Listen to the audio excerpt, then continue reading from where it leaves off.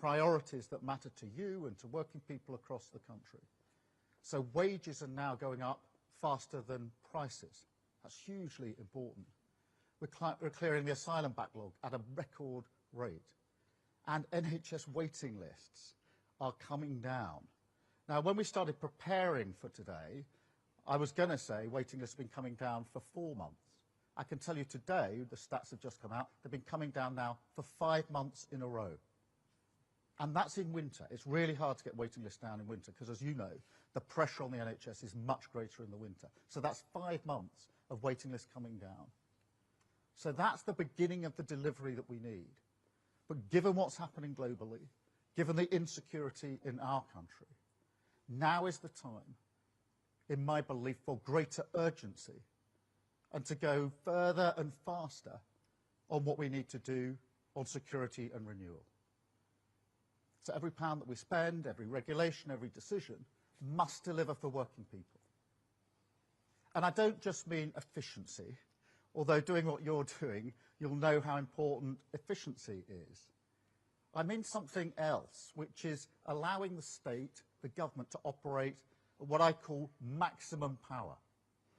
So reforming it so it's closer to its communities, tearing down the walls of Westminster, inviting the British people in as partners in the business of change. To some extent, you're already doing that in the work you're doing with the NHS, as partners of the change that we need to do. Having national missions that galvanise the entire country behind them. Businesses, unions, charities, pulling together. The pride that we all have in our country, harnessed to rebuild Britain. Now, I believe in the power of government. I've always believed in the power of government. And I've seen it at its best. And I'll give you one example from last year in the summer, when we had those terrible riots. Because what we saw then in response was dynamic, it was strong, it was urgent. It was what I call active government, on the pitch, doing what was needed, acting. But for many of us, I think, the feeling is we don't really have that everywhere, all of the time, at the moment. At the moment, the state employs more people than we've employed for decades. And yet, look around the country. Do you see good value everywhere? Because I don't. I actually think it's weaker than it's ever been. Overstretched, unfocused, trying to do too much, doing it badly, unable to deliver the security that people need. Now, I believe that working people want an active government. They don't want a weak state. They want it to secure our future. If you like, to take the big decisions so they can get on with their lives.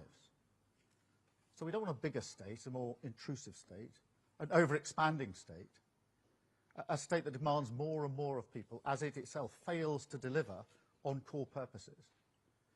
So we've got to change things. Now, the good news is technology can massively help. If we push forward with digital reform of government, and we are going to do that, we can make massive savings, £45 billion of savings in efficiencies. And AI is a golden opportunity. You will already be thinking about how you use it in your work. And that's an opportunity we're determined to seize. So we're going to get the best of the best on AI working across government. I'm going to send teams into every government department with a clear mission from me to make the state more innovative and more efficient. But we also need to go further and faster on regulation. I want to be really clear about this. This is not about questioning the dedication or the effort of civil servants. It's about the system that we've got in place. And that system, in the end, was created by politicians. The buck stops with us. But that's just it, because over a number of years, politicians have chosen to hide behind vast arrays of quangos, arm's-length bodies, regulators, reviews, you name it, a sort of cottage industry of checkers and blockers, using taxpayer money to stop the government delivering on taxpayer priorities. Now, take our plan to build 1.5 million homes. Now, that is to restore the dream of home ownership, the opportunity and aspiration that home ownership gives people. I've always described it as a sort of base camp for life, the security of your own roof over your head. So 1.5 million homes is what we say we'll build. Now, look, that is controversial. There are people across the country who don't think we should do that. And we always knew it was going to be contentious. We knew that before the election. And that's why we put it front and centre in our manifesto. Because we knew we needed a clear democratic mandate to do what we wanted to do, what we need to do. And we got that at the election. And now we've put it in our plan for change. Yet some parts of the state haven't got the memo. I'll give you an example. There's an office conversion in Bingley, which, as you know, is in Yorkshire. That is an office conversion that will create 139 homes. But now the future of that is uncertain because the regulator was not properly consulted on the power of cricket balls. That's 139 homes. Now just think of the people, the families, the individuals who want those homes, to buy those homes, to make their life, and now they're held up.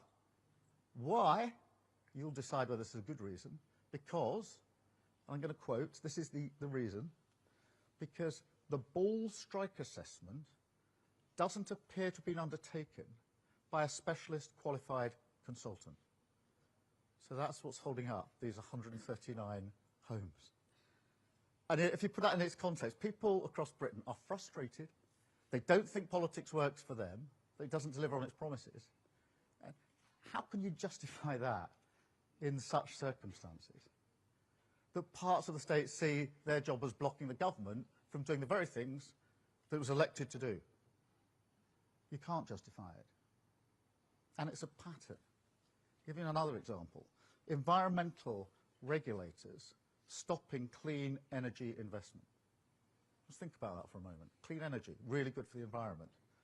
Struggling to get done because of environmental regulators.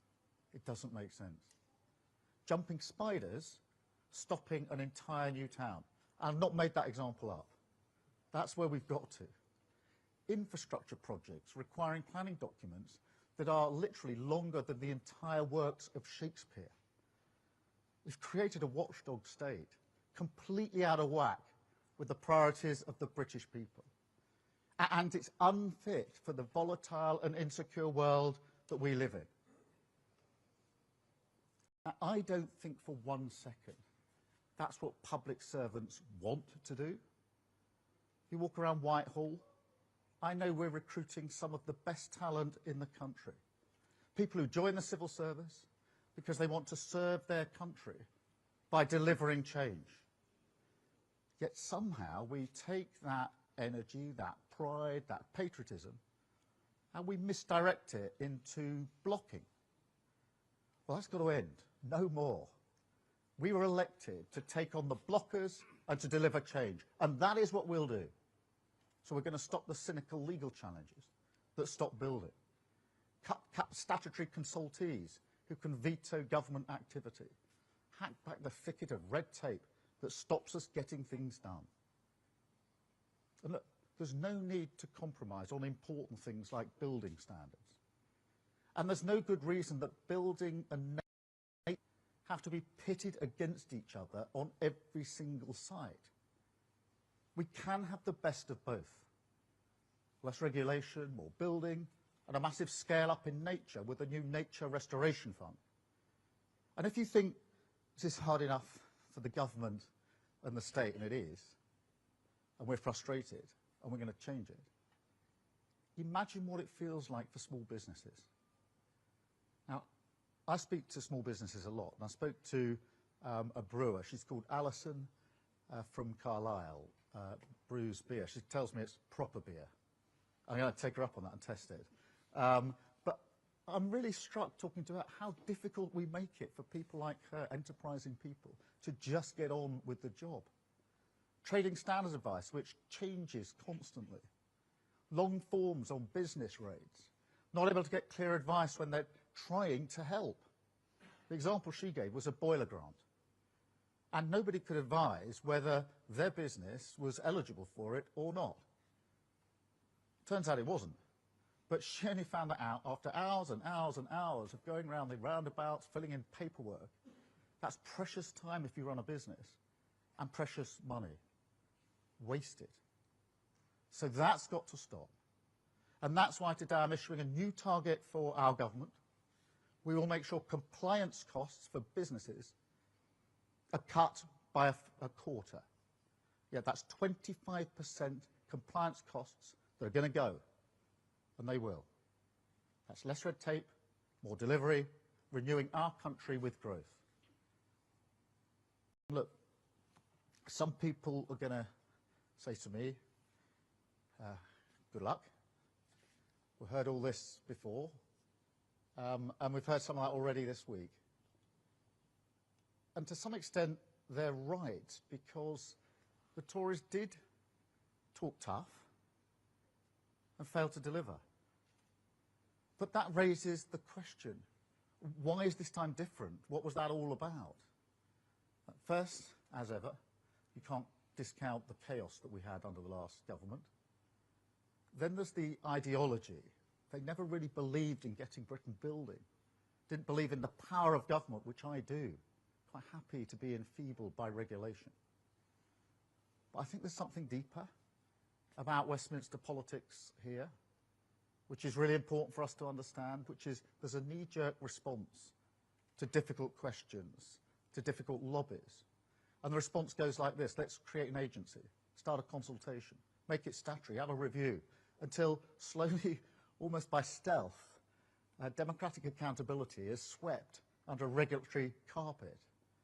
Politicians almost not trusting themselves, outsourcing everything to different bodies because things have happened along the way, to a point where you can't get things done. And I accept that all parties have done a bit of this, including the Labour Party. And therefore today's got to be a line in the sand for all of us. But I also think that in government there was a clear moment when the Tories crossed the Rubicon. It was early and it was decisive. And it sent a signal across Whitehall that was never undone. So today I'm going to reverse it, because I don't see why decisions about £200 billion of taxpayer money on something as fundamental to our security as the NHS should be taken by an arm's-length body, NHS England.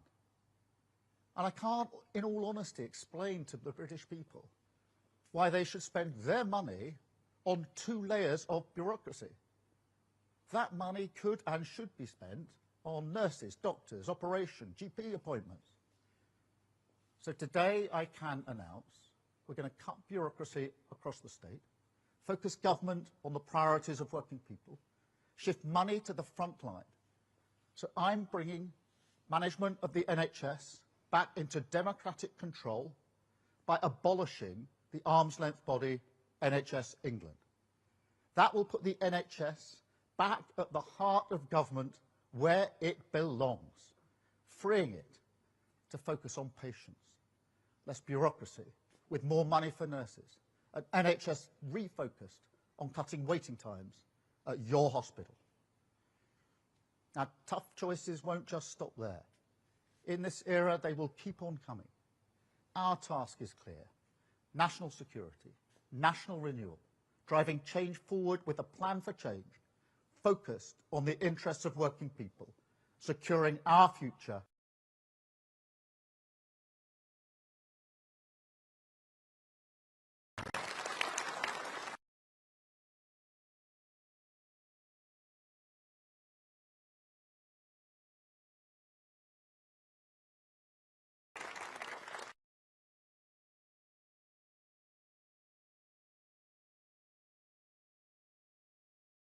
We need the microphone. So who's got a question? Let's go here first.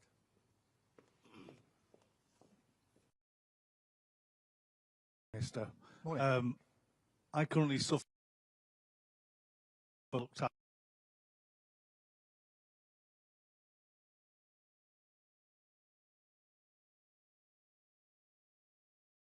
everyday sorry, house. I mean, I'm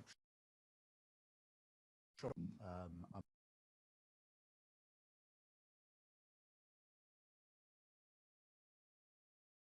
Are in a hospital environment, and I also see a lot of patients that were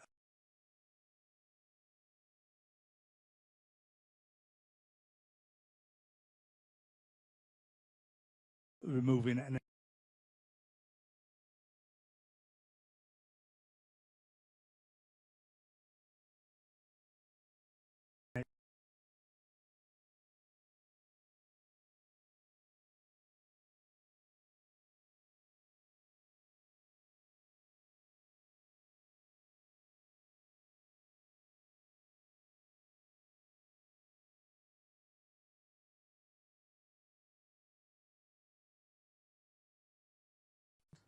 got a communications team in the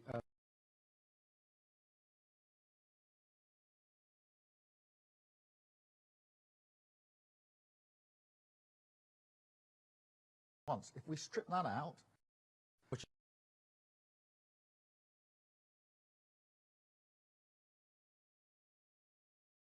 line to a problem, we should. I think they're brilliant problems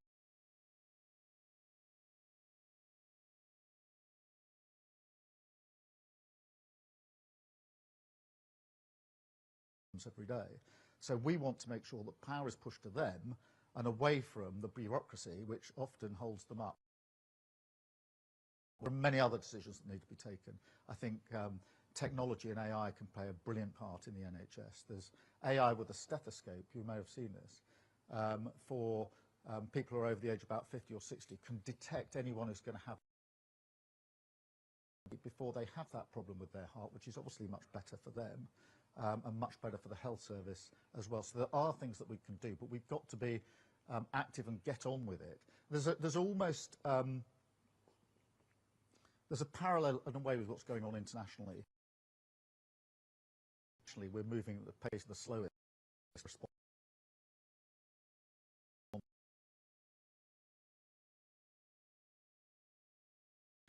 Thank you for being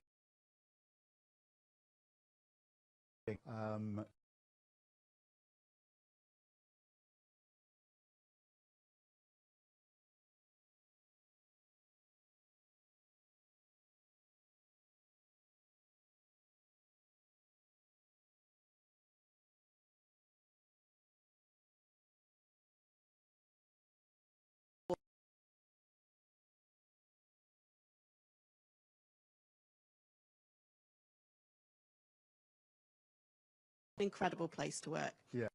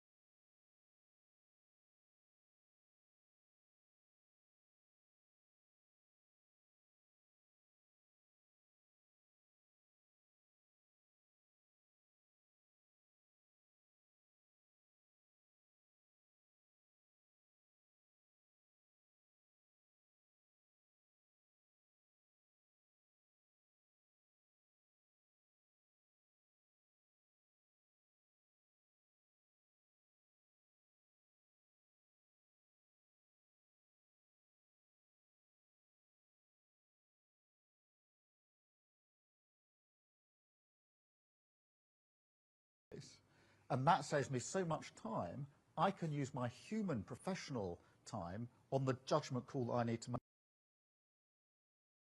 the maximum benefit out of this. So good luck with your apprenticeship, and we're going to need you. Yes.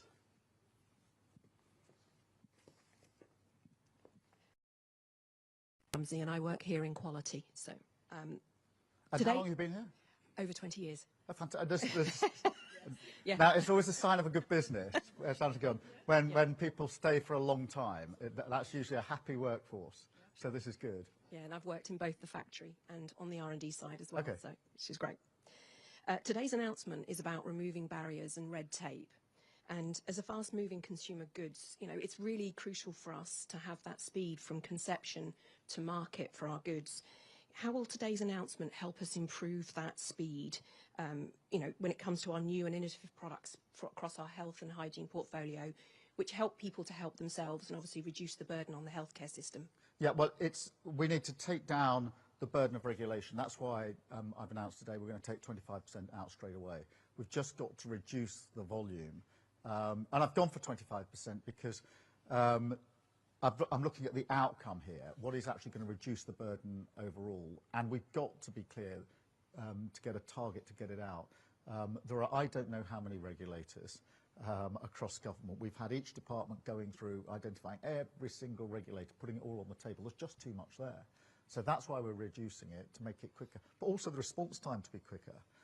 And to be clear, if we strip that regulation away, we can put some of the money into the areas where we need it. Not your field, but one of the problems we've got with house building is we haven't got enough planning officers. So we've got lots of people who are busily dealing with consultations that I think we could shorten or get rid of altogether.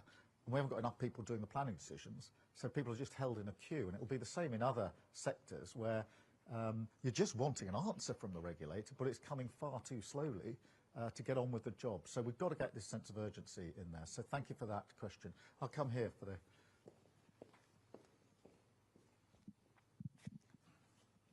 Good morning, Prime Minister. I'm a third-generation housing developer from North East Lincolnshire, and one of our applications is bogged down in bureaucracy.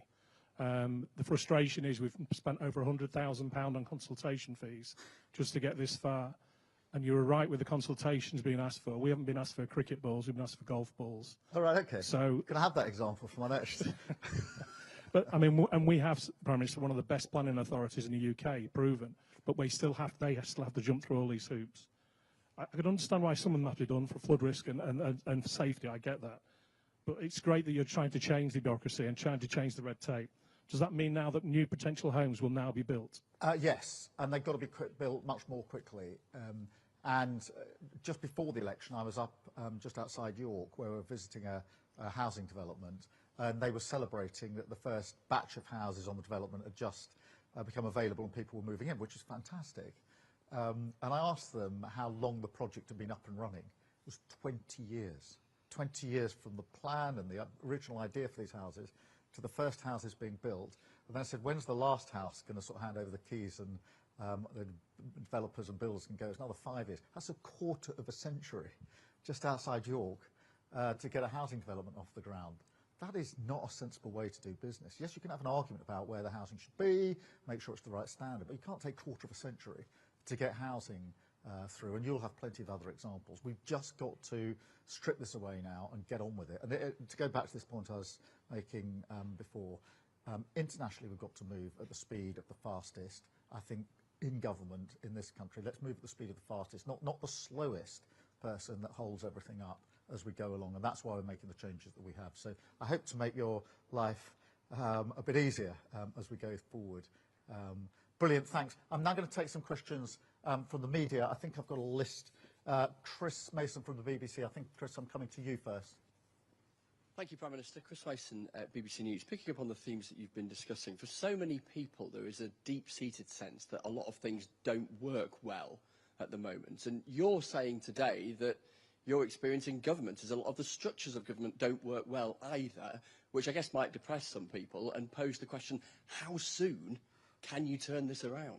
Yeah, well, firstly, we are frustrated that we can't get things done as quickly as we need to. I've not known a moment like this where the international instability is having such a direct effect on what happens back at home. I think there's more of a connection between the international, the global, if you like, and the domestic impact. Therefore, we had enough to do, as it were, you know, picking up the economy, the NHS, etc. We've got to double down and do that even more quickly.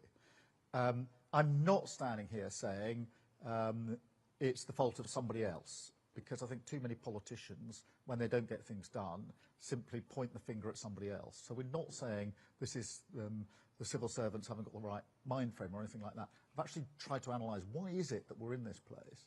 And I think that amongst the answers is that every time there's been a problem, a crisis, something's gone wrong in the system, there's tended to be a response, actually in good faith usually, which is let's review it, let's see what's gone wrong, let's make sure it doesn't happen again by making sure we put in arm's length bodies, put the decision somewhere else, have a long consultation and exercise. And once you put all that on the table, what you realise is there's a stack of regulation, there's no end of agencies and arm's length bodies which have accumulated over the years, and most importantly and crucially for me, the power of government has gone, because we've sort of taken power away from government, almost a sense that we don't trust ourselves to take the decisions. We should trust ourselves to take those decisions, get on with it. We'll be held to account. We've said what we want to achieve by the next election. I know I'll be judged against that, and rightly so. Everybody in this room and across the country ought to go into the next election saying he said he would do these things, and has he delivered them? So I should be held to account, but for that to happen, I think we need government to move at pace with a real sense of urgency, and that's why we're taking these measures today. Thank you, Chris. Beth from Sky. Thank you, Prime Minister. You've just announced the abolition of NHS England. There's about 13,000 job cuts there. You've also talked about an ever-expanding state, signalling, I think, thousands of other job cuts across the state. You're about to announce billions of cuts to welfare, so billions in welfare savings. At your manifesto launch, you said to me, and this is a direct quote, there will be no austerity under a Starmer government. If this isn't austerity, what is? And do you at least accept that some people will feel that this is austerity again? And if I may be cheeky and ask you a second question. I knew you'd do this, Beth. I see Beth and these journalists a lot, and they always do this to me. I say, well, you've got one question, what's your question? And then it usually starts with Beth, and everybody does it afterwards. There's always a second. Well, So Beth, really let's keep up that tradition. So I'm going to be a bit cheeky. Look, it's about trade, because at the White House, when you were there with President Trump, he said the UK might be able to avoid tariffs. He seems to have gone back on that. We are being slapped with tariffs. Do you hope to achieve a deal in the next few weeks that will get those tariffs removed? Or is this a president where you can't trust a word he says? Because he said one thing to you and now he's doing something else. Let me take both those questions, Beth. There's no return to austerity. I said that to you before the election, and we're not going to austerity. I ran a public service, the prosecution service, during years of austerity, and I saw what was done in that particular case to our criminal justice system, but it's been done to our public services. And part of the problem we've got with our public services is what was done to them a decade or so ago. So we're not going down that route, and none of our plans are going down that route. When it comes to welfare, there are important principles. We must support those that need support, but equally we must help those who want to get back into work. And at the moment, the system doesn't do that. One of the statistics that I used a moment ago was 1 in 8 young people who are not in work, employment or training. They're just stuck in a world of benefits and support. That is really shocking. I'm not saying nobody needs support, but 1 in 8 young people, they should be here. They should be beginning they should be in the lab, they should be beginning their careers, their life, whatever they're going to do, and 1 in 8, let me just conceptualise that. That's 1 in 8 young people. That's not defensible. So it's got to change. We've got to reform it. And I'm afraid a welfare system that doesn't help people to get into work because it's set up in such a way that even if you take the risk of coming off benefit and into work, and it doesn't work for you, you end up worse off than when you started, so people don't make that journey. So just as we want to, I don't want environmental regulations holding up clean power or clean energy, because it just seems daft to me to have environmental regimes holding up environmentally good projects. Equally, it doesn't make sense if you want people to have the chance to get into work, to have a system that's set up that makes it really hard for them to get into work. So we need to do the reform. We need to do it in the right way, based on Labour principles. We're the party of work. We're also the party of equality and fairness. But we're not returning to austerity. That's what I said before the election. That's what I say now. On the international question of tariffs, obviously I'm disappointed to see tariffs, global tariffs, in relation to steel and aluminium. But you know, I'm going to take a pragmatic response to this, because we are negotiating and talking about an economic deal and agreement as we speak. And my strong view is that that is the better way to deal with the trade that we want between our country and the United States. It's massive already, it could be even bigger and even better. That is the pragmatic way to respond. Of course, in the end, all options are on the table, but my response is to keep my feet on the ground, to be pragmatic, to keep ensuring that we keep our eyes on the prize. The prize is not a tariff war, which I don't think is going to be in our interests. The prize is an economic agreement or deal, if we can reach that, that actually covers tariffs and much more besides. So, and that's what we're in the middle of at the moment, and that's the way I see it. Thank you, Beth. Harry from ITV. Thank you very much. Harry Hilton from ITV News. You've talked about endless reviews and consultations, not trusting your own instincts. Some people might hear that and think it sounds a little bit like your own first 7 months in government. We didn't hear anything about abolishing NHS England in your manifesto. Do you accept that you weren't prepared for the realities of government and the way it works? And if I may, a second question following Beth. Told you. ITV News revealed last week your government's plans to slash billions from the welfare bill. Is cutting benefits a price worth paying if it means getting some people back to work? Well, look, Harry, let me take it again in stages. Firstly, we knew before we came into government that things would be bad, because that was obvious, I think, across the country, that our economy was damaged, that our public services weren't working very well. The NHS was completely on its knees. I think this breaks the heart of many people, by the way, because my wife works in the NHS, my mum worked in the NHS, my sister worked in the NHS, many of you will have relatives. The idea of the NHS on its knees was not just a political issue in the election, it was heartbreaking that it was in that place. What we discovered when we came into government was that things were far worse. So the hole in our economy was even bigger than we thought, £22 billion. People say to me, you're just making a political point. I wish, because we've had to make that money up in our first budget. I didn't want to have to do that. Our prisons were full to overcrowding. I talked about the riots just a moment ago when I had my opening words.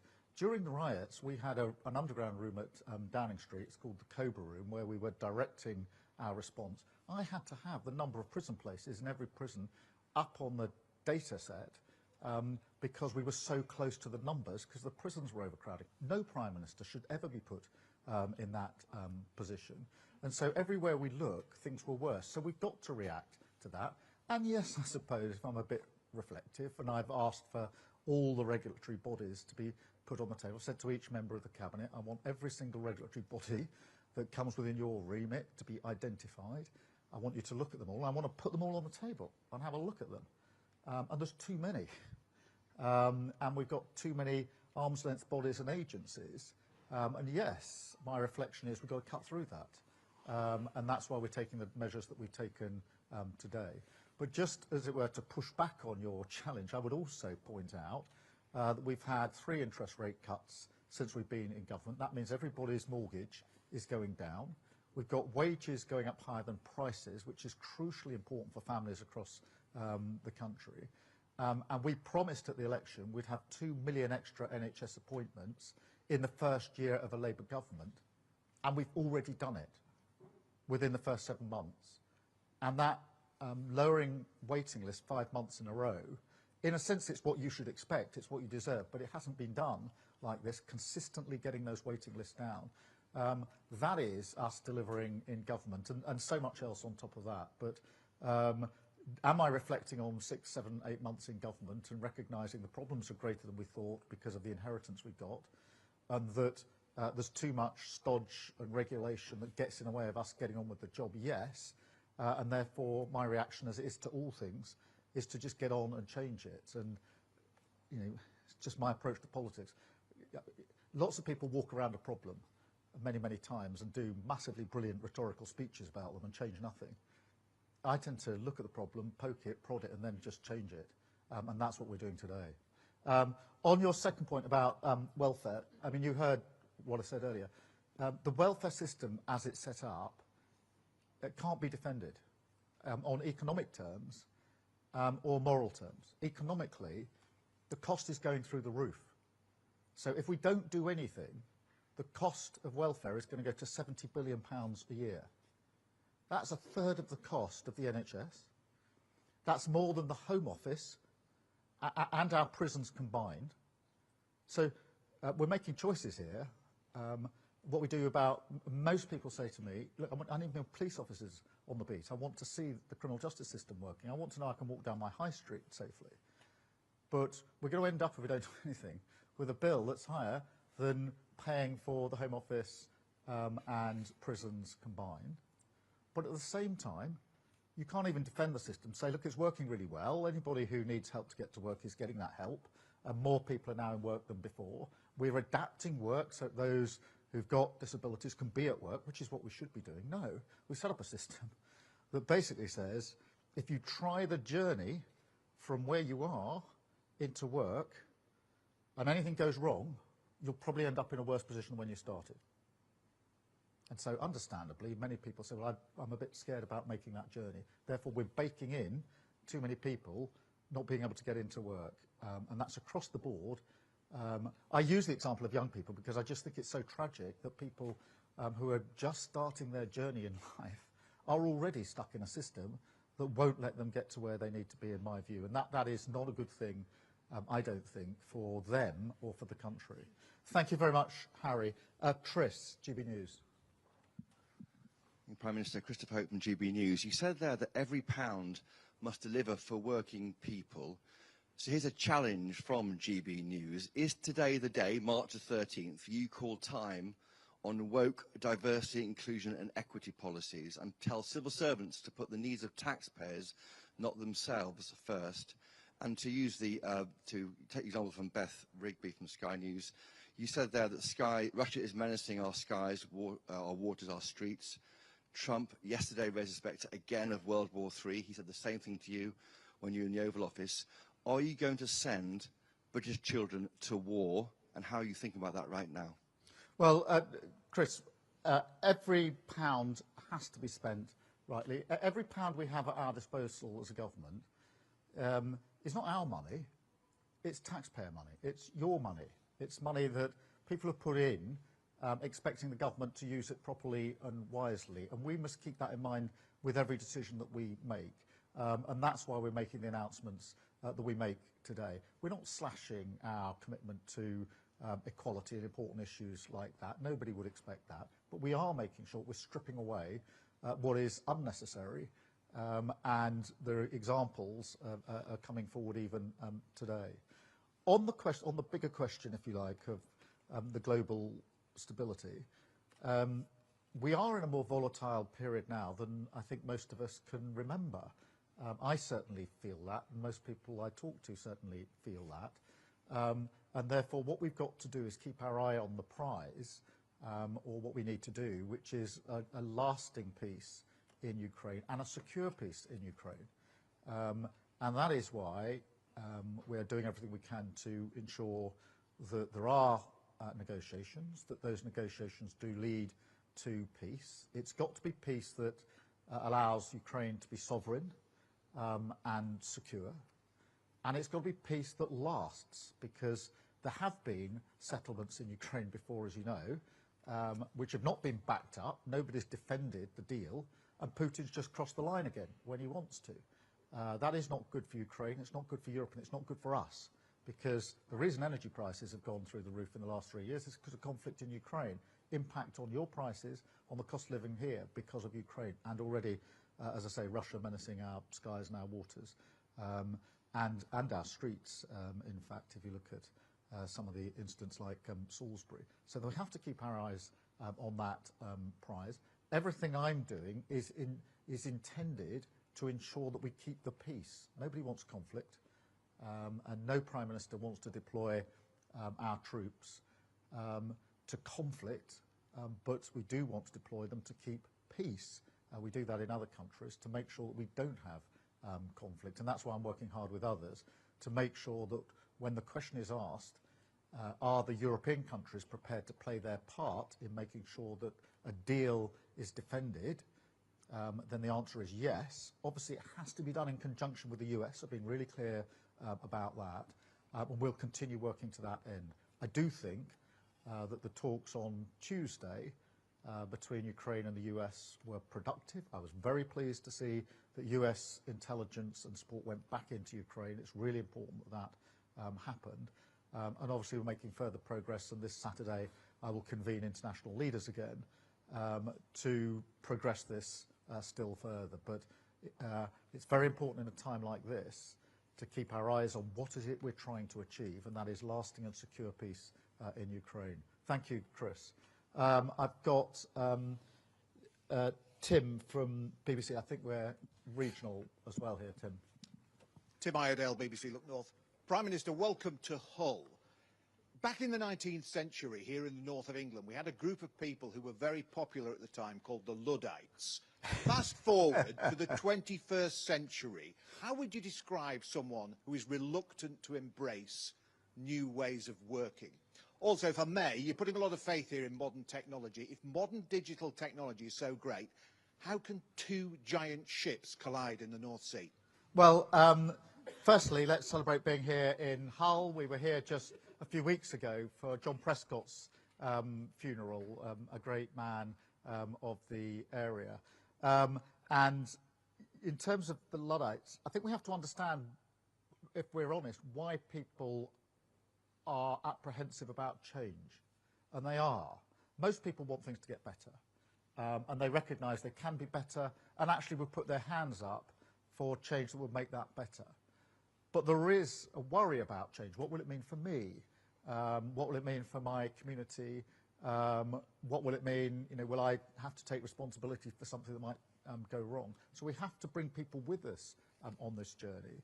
But what history shows us is that we can't stand still. Every time we've gone through change, it has been massively for the better. Take energy, and we've been through big changes of energy as we've gone through the age of sort of coal to oil and gas, and now on to renewables.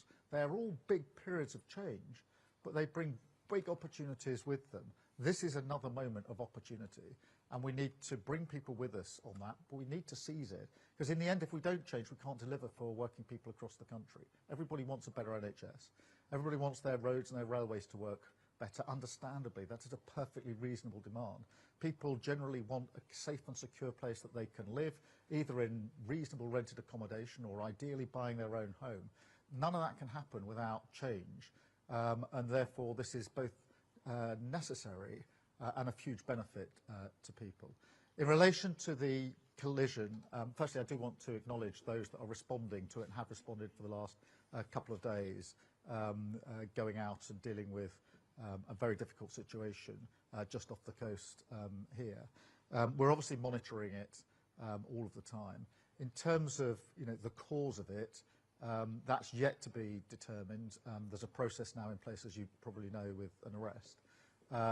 But we have to get to the bottom of it. But the immediate thing is to deal with the problem in front of us, which is the aftermath of the collision. And as I say, I'd just like to acknowledge the good work of those that are actually out there doing really hard work in very difficult circumstances, which they did not expect to be in. I pay tribute to them. Thank you very much. And I got Michael from ITV. Morning, Prime Minister. Michael Billington, ITV Calendar. Following the crash between the Salon and the Stena Immaculate off the East Yorkshire coast on Monday, the leader of Hull City Council has been calling for a COBRA meeting. Today, Sir Ed Davey is saying there should be some sort of summit involving the government here in Yorkshire. Why have those things not happened, and what is the government doing to respond to any potential environmental disaster? And following the theme from my colleagues, NHS England has a large presence here in Yorkshire in Leeds. What would you say to those people who are now worried they might end up on the scrap heap? And how do you achieve any of this without putting pressure on the welfare bill, which you've already described as indefensible?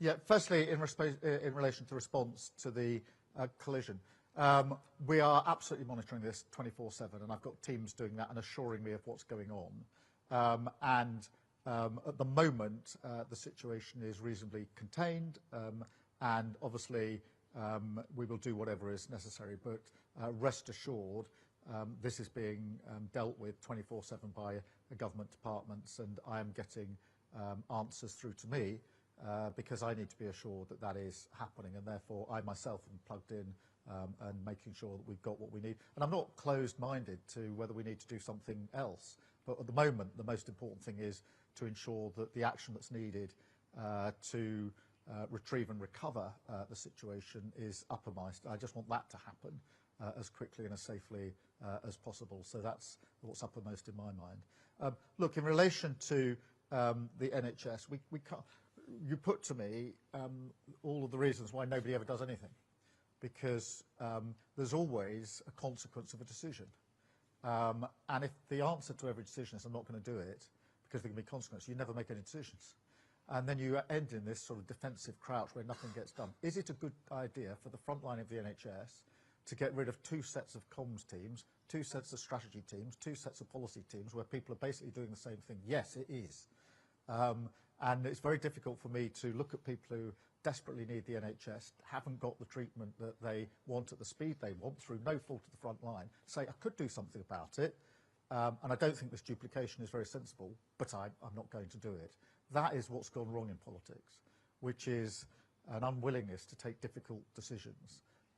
And that's why we end up where we are. So we have to take difficult decisions. Obviously, the people in NHS England are hugely qualified, highly skilled, doing a fantastic job. And we will work with them in relation to what comes next. Of course we will, because I believe in dignity and respect at work. I believe in dignity and respect of every single individual. It's one of the most important values that I hold as a politician and before I was a politician.